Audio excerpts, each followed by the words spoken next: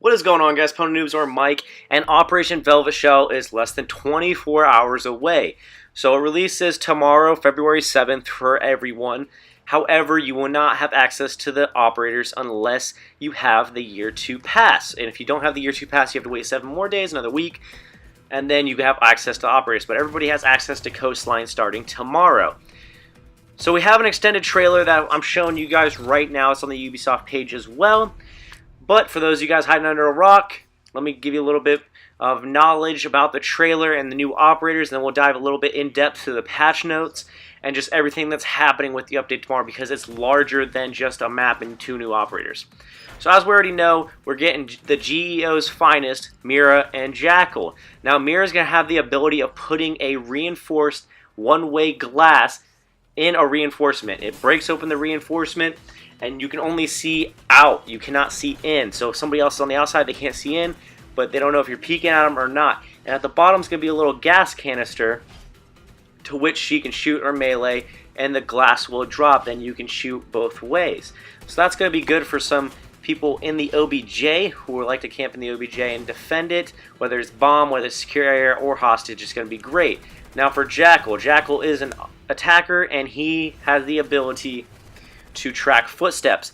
Now, one of the things about this that makes him sort of viable, actually, is the simple fact that he can analyze the footstep and give a ping of the operator wherever they may be without having to track them down.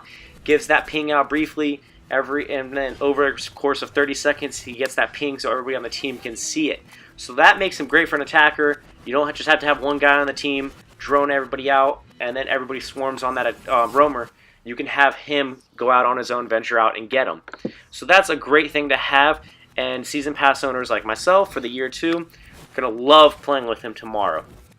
Now on top of that, you get the map Coastline, which there's an in-depth video. I'll go ahead and link in the description below for you guys to check out. But then we also get some weapon skins. We get 4 exclusive ones like we've had every season. We have 4 exclusive year or season skins. And these ones are, I'd say they're probably the coolest ones we've had yet.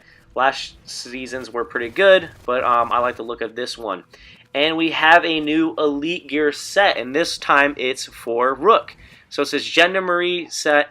So it's gonna be a little bit bulkier for the GIGN, but that's gonna be pretty cool to have. I believe that was priced at $15 last season, and that's gonna stay the same. Might have been $20. Anyways, we're going into one of the latest ones. The UI, the navigation interface, is getting a huge revamp. Okay? So it's going to be not as clunky as it was before. It's going to be easier to go through. And there's also a personalized play button. Now, it tracks whatever you went into last. So instead of right now where you hit multiplayer, choose casual, you can choose ranked, whatever it may be, if you're in terrorist hunt, now you're still going to have those options, but there's going to be a tab that says play, and it'll take you to your last played game mode. So for example, I was in ranked play, I hop out, I come back to the game later, instead of going to multiplayer and ranked again, I can just hit play and it'll take me into ranked. So that's pretty sweet, and you can also set it to a preferred game mode instead of your recently played. So that's something to switch it up, make it a little bit faster to go through. And challenges, instead of going to the Ubisoft app, I always use my phone just because the app on the Xbox was kind of glitchy sometimes. It's in the game now. You can track it in-game. It's a dynamic challenge display. It's pretty sweet. The news is going to be updated as well. And then one of the biggest things that people complained about was the way ranks were displayed. So in the previous seasons, or the previous year, you had to see whether or not, you had to look at the emblem, and you had to know whether 2 guns meant Plat 2, 2 guns meant, 2 rifles meant Plat 3, knives meant Plat 1. So now they simplified it. They look, in my opinion, I don't really like them. I like that idea that they simplified it, but I preferred the past year. Now, they also changed up the progression too. So we all know Gold 1 was the lowest of all the gold. So you had Gold 1, Gold 2, Gold 3, and Gold 4. Now Gold 4 is going to be the lowest. It's not the highest anymore. So last season you had Gold 4, then you go straight to Plat 1. Now it's going to be Gold 1 going straight into Plat 1. So they switched up the dynamics a little bit in a different order. So that's kind of cool. And like I said, they added the actual Roman numerals to it, and then a star for the top one. but I don't like the design of it. You guys can check that out as well. It's a little funky. I don't know how I feel about that. We'll see when it comes out. And they also did some game balancing tweaks, such as the red dot. Some operators with their red dot sight can't really see anything. It's bulky on certain operators. Now they made it kind of equally viable across all of them. When you put a red dot on there, put an ACOG, whatever it may be, you're going to know what you're going to get. It's not going to be as bulky to certain operators as it is others. So that's pretty cool as you go to. Some of the biggest things as well, Capital is probably not going to get picked as much anymore. They're getting rid of his grenades, and instead of grenades, he is getting 1 Claymore. So he still has his 3 stun grenades, but instead of those 2 frags, he's getting a Claymore. I think that kind of takes it out a little bit. Nobody's going to be really using Capital as much, because those grenades made him pretty viable as far as destroying the any castles, anything like that, and then him shooting his bolts, of course. But that Claymore will mix things up a little bit. I feel like we already have enough Claymores, though, on the attacking side. And then IQ gets a little bit of a buff in a way. So her 3 stun grenades are replaced by 2 frags, which actually makes her really viable now. If you like your gun already, now you have 2 more frag grenades. You get rid of those stuns, you still have the breaching charges, but you're just getting rid of the stuns.